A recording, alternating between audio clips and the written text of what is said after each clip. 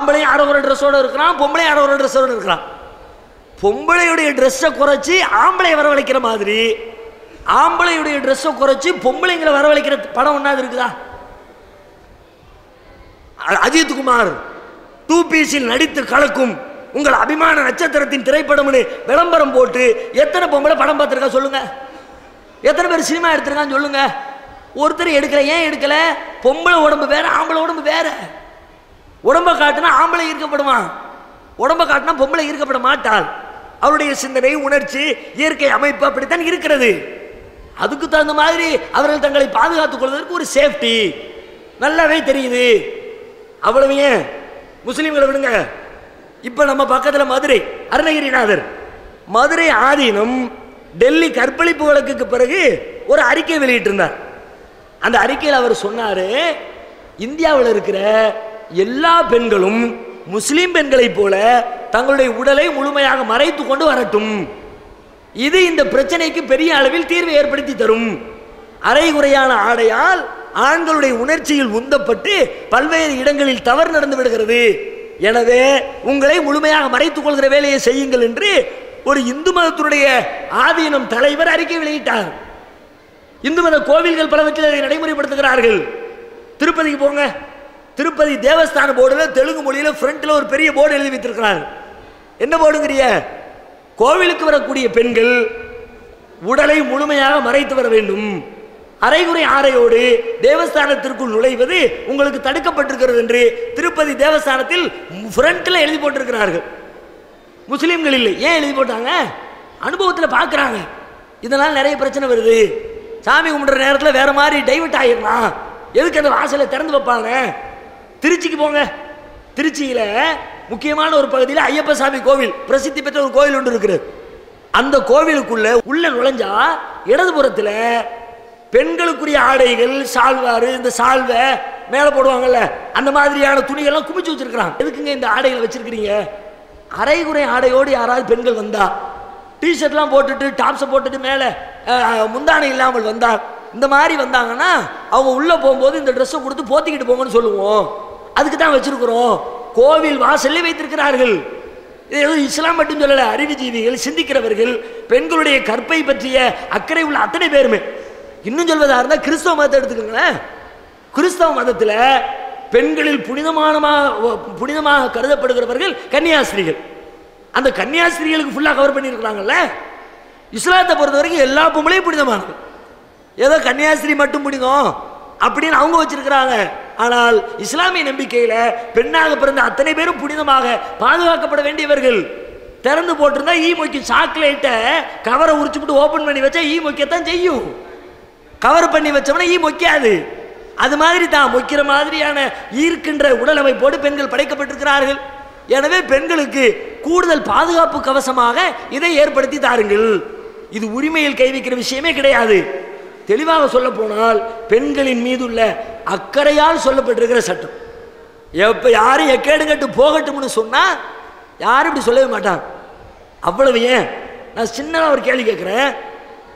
பெண்களுடைய ஆடை விஷயத்தில் உலகத்தில் இருக்கிற பெண் உரிமைவாதிகள் உட்பட, மத நம்பிக்கை அற்றவர்கள் உட்பட எல்லாருமே தாங்கள் எதை வெளியில் பேசுகிறார்களோ சம உரிமை என்று அந்த சம உரிமையை பெண்கள் விஷயத்தில் தங்கள் குடும்பத்தில் அவர்களால் நடைமுறைப்படுத்த முடியுமா? முடியவே முடியாதுங்க. உதாரணத்துக்கு சொல்றேன். வீட்டில் புள்ள 18 வயசு பொம்பளை புள்ள, 20 வயசு ஆம்பளை பையன், 2 பேரும் வெளியே போயிட்டு வர்றாங்க. ஒரே குடும்பம், ஒரு தாய், ஒரு தகப்பன், அவங்களுடைய பிள்ளைங்க, 4 பேர் வீட்டுக்குள்ள இருக்கிறாங்க. வீட்டுக்கு வந்து 20 வயசு பையன் என்ன பண்றான்? வந்த உடனே சட்டையை களைஞ்சு போட்டு, பனியனை களைஞ்சிட்டு, ஒரு டவுசரத்துக்கு மாட்டிட்டு வீட்டுக்குள்ள வேலையை பார்க்குறான். இதே உரிமையை 18 வயது பெண்ணுக்கு அந்த குடும்ப தலைவர் கொடுப்பாரா? அப்போ அவங்களுக்கே சொல்லு. அது எப்படி அவங்க அப்போ என்ன ஒத்துக்கிறாங்க? பெண்கள் கூடுதலாக மறைக்கணுங்கிறதுல எல்லாரும் ஒத்து போய் தான் இருக்கிறோம். அந்த கூடுதல் எவ்வளவுங்கிறதுல வித்தியாசம். நாங்கள் கூடுதல் இடுப்பையும் சேர்த்துக்குங்க, கழுத்தையும் சேர்த்துக்குங்க, மார்பினுடைய முன்பகுதியும் சேர்த்துக்குங்கிறோம். நீங்கள் சில பகுதியை ஓப்பன் பண்ணி, அவ்வளோதானே. அடிப்படையில் 2 பேரும் ஒத்த கருத்தில் தானே இருக்கிறோம். ஆணை விட பெண் கூடுதலாக மறைக்கணுமா இல்லையானா எல்லாரும் ஒத்துக்கலாம், மறைக்கத்தான் வேணும். இல்லை நான் ஒத்துக்கல, ஆண் போடுற மாதிரியே பெண்ணும் போடட்டும் என்று சொல்லி பெண் உரிமைவாதிகளை ஒத்துக்க மாட்டாங்களா? சினிமா போஸ்டர்ல தார்வாளியை கொண்டு போய் பெயிண்ட் அடிக்கிறாள் எதுக்கு? பெண்ணுரிமை இயக்கங்கள் பெண்களை போக பொருளாக காட்டுறாங்க, டூ பீஸில் காட்டுறாங்க அப்படின்னு போஸ்டர்ல பெயிண்ட் அடிக்கிறாங்களே எதுக்கு பெயிண்ட்? பக்கத்தில் ஆம்பளையும் டூ பீஸில் தான் நிற்கிறான், அவன் சிங்கிள் பீஸில் நிற்கிறானே, டவுசரை மட்டும் போட்டு நிற்கிறான். அப்போ பெண் உரிமை கேட்கிறவர்கள் என்ன செய்யணும்?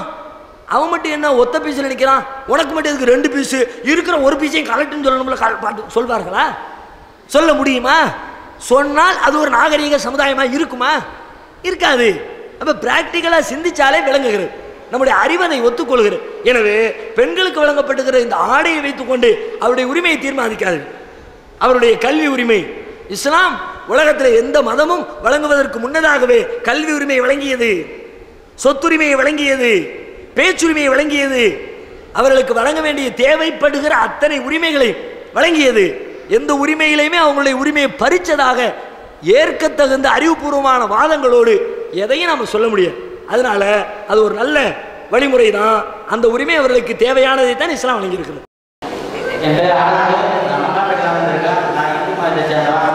நான் ஒரு வீட்டில் வேலை செஞ்சுட்டு இருந்தேன் சென்னையில். அப்போ வந்து ஒரு முஸ்லீம் சொன்னார், ஒரு கபோர்டு வந்து குரான் இருக்குது, அந்த குரானை வந்து தெரியாமல் நான் எடுத்து வைத்து ஜாமான் எடுத்து வைத்துட்டு நான் வேலை செஞ்சு கொண்டிருந்தேன். அப்போ அவர் வந்து என்ன சொன்னார், இந்த குரானை யார் எடுத்தாங்க அப்படின்னு கேட்டாங்க. அப்போ வந்து நானாக எடுத்துக்கொண்டு வைத்து வேலை செஞ்சேன், சுத்தம் வச்சு வேலை செஞ்சு வச்சுருக்கேன் அப்படின்னு சொன்னேன். ஆனால் அவர் சொன்னார், ஏன் நீ ஒரு குரானை தொட்ட அப்படின்னு கேட்குறீங்க, ஆனால் நீங்கள் வந்து இப்போ எனக்கு குரானை கொடுத்துருங்க, கேள்வி கேட்டால் கொடுத்துருக்கீங்க, அது ஏன்? தம்பி ஆனந்த் ஒரு நல்ல அவருடைய வாழ்க்கையில் சந்தித்த ஒரு கேள்வி கேட்குறாரு. அந்த கேள்விக்கு ப்ராக்டிக்கலாகவே தீர்வு சொல்லிட்டோம். என்ன கேட்குறாருன்னா, அவர் ஒரு முஸ்லீம் இடத்துல வேலை பார்த்துருக்கிறாரு. முஸ்லீம் அந்த குரான் இருந்திருக்கிறது, அதை எடுத்து வேறு இடத்துல மாற்றி வச்சுருக்கிறாரு. நீ எப்படி தொடலாம்? எதுக்கு? நீ இந்துவாக இருக்கிற, எங்கள் வேத புத்தகத்தை நீ தொடலாமா அப்படின்னு அவர் கேட்டார். நீங்கள் என்னென்னா குரானை வந்து கையில் கொடுத்துக்கிட்டு இருக்கிறியே என்னதான் அப்படின்னு கேட்குறாரு. நான் ஆரம்பத்தில் கேள்விக்கு சொன்ன பதிலாக இது இருக்கும். இஸ்லாமியர்களின் நடைமுறை, இஸ்லாத்தை புரிந்து கொண்டால் அதில் செய்யப்படுற எந்த அம்சமும் மற்றவங்களுக்கு வெறுப்பை ஏற்படுத்தவே செய்யாது. நீங்கள் வெறுக்கிறீங்க என்னடா இப்படி அப்படின்னு உங்கள் உள்ளத்தில் கோபம் வர்ற மாதிரி ஒரு காரியம்னா தெளிவாக டிக்ளேர் பண்ணுறேன், அது இஸ்லாத்தில் இல்லை. கன்ஃபார்ம் நீங்கள் குறித்து வச்சுங்க, எழுதி வச்சுங்க. நீங்கள் உங்களுடைய மனம் வெறுக்குது, உள்ளம் வெறுக்குது, இப்படி ஒரு காரியம் அறிவுபூர்வமாக யோசித்து பார்த்து விட்டு வெறுக்க வேண்டும். மேலோட்டமாக பார்த்துட்டு வெறுக்கக்கூடாது. யோசித்து பார்த்தாலும் இது நல்ல காரியம் இல்லையே, இப்படி திட்டிவிட்டானுல, நல்ல மனுஷங்க மாதிரியே தெரியலையே, நம்மளை மனுஷனாவே மதிக்கலையே அப்படிங்கிறது மாதிரி உங்களுடைய உள்ளத்தில் ஒரு காரியம் வெறுப்பை ஏற்படுத்தினால் அந்த காரியம் ஒரு முஸ்லீம் செய்த தனிப்பட்ட காரியமாக இருக்கும். அதுக்கு இஸ்லாத்தினுடைய ஆதரவு கிடைக்கவே கிடைக்காது. இந்த குர்ஆனை பற்றி இஸ்லாம் என்ன சொல்கிறது? குர்ஆன் முஸ்லீம்களுக்குரிய வேதம் என்றா சொல்கிறது. அப்படி குர்ஆனில் ஒரு இடத்துல ஒரு வசனத்தை காட்டுங்க பார்க்கலாம். இந்த குர்ஆன் முஸ்லீம்களுக்காக வழங்கப்பட்டிருக்கிறது, இதில் சொல்லப்பட்டிருக்கிற சட்டங்களை முஸ்லீம்கள் பின்பற்ற வேண்டும் அப்படியே சொல்லப்பட்டிருக்குது. குர்ஆனில் வருகிறது, இது ஒட்டுமொத்த உலகத்தாருக்கும் அருளப்பட்டிருக்கிறது. இது முஸ்லீமுக்குள்ள சொத்தே கிடையாது. இந்துக்கள் உங்களுக்கும் உரியது, கிறிஸ்தவர்கள் உங்களுக்கும் உரியது, சீக்கியர்களுக்கும் உரியது, பௌத்தர்களுக்கும் உரியது. யார் வேண்டுமானாலும் அதற்கு சொந்தம் கொண்டாடலாம், யார் வேண்டுமானாலும் அதை பிரச்சாரம் செய்யலாம், யார் வேண்டுமானாலும் அதை பின்பற்றலாம். யாரிடத்துல நீங்க கேள்வி கேட்கவோ அனுமதி கேட்க வேண்டிய அவசியமே இல்லை. நான் அதில் உள்ள செய்யலாம்னு நினைக்கிறேன், செஞ்சுட்டு போங்க. இறைவன் உங்களுக்கு சொல்லி இருக்கிறார், பிடிச்சிருந்தா செய்யுங்க, பிடிக்கலாட்டி விட்டுட்டு போங்க. அதுக்கு முஸ்லீம் தலைவர்கிட்ட போய் அனுமதி கேட்டு ஒருத்தர் இஸ்லாத்தை ஏற்றுக்கணும்னு வர்றாருன்னு வச்சுக்கோமே, அதுக்கு கூட எந்த தலைவரையும் பார்க்க தேவையில்லை. முஸ்லீம் தலைவரை பார்த்து கையை பிடிச்சி சடங்கு செஞ்சு இஸ்லாத்துக்குள்ள அப்படி கூட கிடையாது. நீங்களா குர்ஆனை பார்க்குறீங்க, படிக்கிறீங்க, பிடிச்சிருக்குது, ஃபாலோ பண்ணிட்டு போய்கிட்டே இருக்கிறீங்க. எந்த முஸ்லீமை நீங்கள் சந்திக்கவே இல்லை, ஆனாலும் நீங்கள் முஸ்லீம் ஆகிவிட்டீர்கள். ஏன்?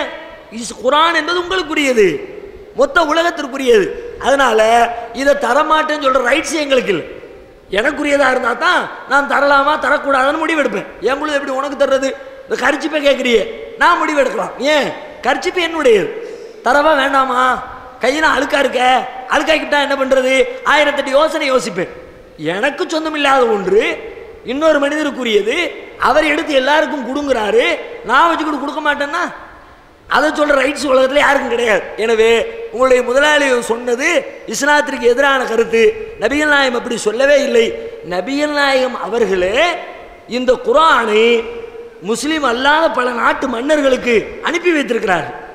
அவங்க வாழ்ந்த காலத்தில் பக்கத்தில் பல்வேறு நாட்டு தலைவர்கள் இருந்தாங்களே, அந்த தலைவர்களுக்கு குர்ஆனை எழுதி அனுப்பி விட்டாங்க. படிச்சு பாரு, இப்படி ஒரு வேதத்தை தான் நான் உலகத்துக்கு சொல்லிக் கொண்டிருக்கிறேன் என்று பல்வேறு நாட்டு தலைவர்களுக்கு, முஸ்லீம் அல்லாதவர்களுக்கு குர்ஆன் நபிகள் நாயகத்தின் கரத்தாலே வழங்கப்பட்டிருக்கிறது என்றால் அதுதான் இஸ்லாத்தின் சட்டம். உங்களிடத்தில் நடந்து கொண்டவர் இஸ்லாத்தை பற்றிய அறியாமையினால் ஏதோ குர்ஆன் என்பது முஸ்லீம்களுக்குரிய குலச்சொத்து என்று நினைத்து கொண்டதை செய்திருக்கிறார். அவர் செய்வது 100% தப்பான காரியம்.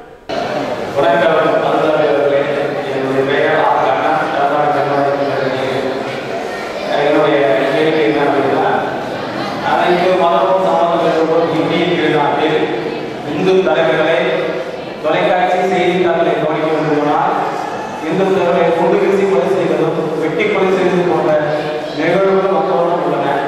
இதை உங்கள் சமூகம் ஏற்றுக்கொள்கிறதா?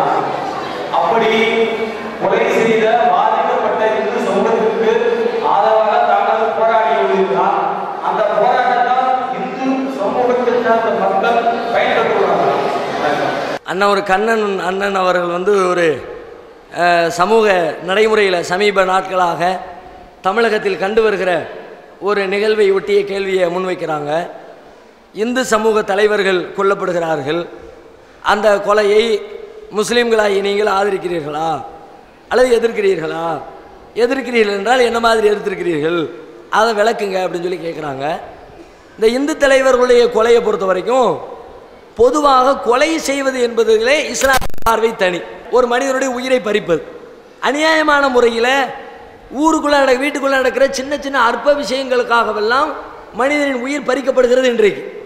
ஆனால் இஸ்லாமிய நம்பிக்கைப்படி ஒருவருடைய உயிரை இன்னொருவர் எடுப்பதாக இருந்தால், தக்க நியாயமான காரணத்தோடு எடுப்பதாக இருந்தால் கூட, நியாயமான காரணம் என்றால் அவருக்கு தண்டனை கொடுக்க வேண்டிய நியாயம் இருக்கலாம், ஏற்கனவே ஒருத்தரை கற்பழித்திருக்கிறார் என்ற குற்றச்சாட்டுக்கு ஆளாக இருக்கலாம், அல்லது இவர் இன்னொருவரை கொலை செய்திருக்கிறார் என்று நிரூபிக்கப்பட்டிருக்கலாம்.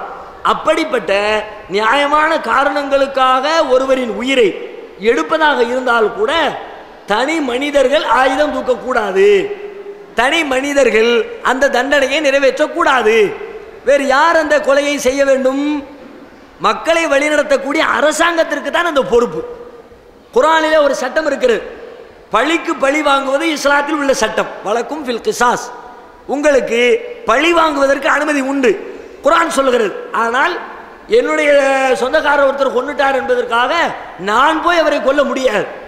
அரசாங்கத்திடத்தில் முறையிட்டு சட்டப்படி அதை நிரூபித்து அதுக்குரிய ஆதாரங்களை காட்டி இவர்தான் குற்றவாளி என்பதை நிரூபித்தால் அரசாங்கம் அவரை பழிவாங்க வேண்டும், அவருக்கு தண்டனை கொடுத்து மரண தண்டனை நிறைவேற்ற வேண்டும். இதுதான் இஸ்லாத்தின் நிலைப்பாடு. இதற்கு எதிராக நடைபெறுகிற எந்த கொலையும் நாங்கள் ஆதரிக்கிறவில்லை. எந்த கொலை என்று சொன்னால், இன்றைக்கு சமுதாயத்தில் மொத்த தமிழ்நாடும் அங்கீகரித்த கொலையை கூட நாங்கள் அங்கீகரிக்க மாட்டோம். என்ன கொலை?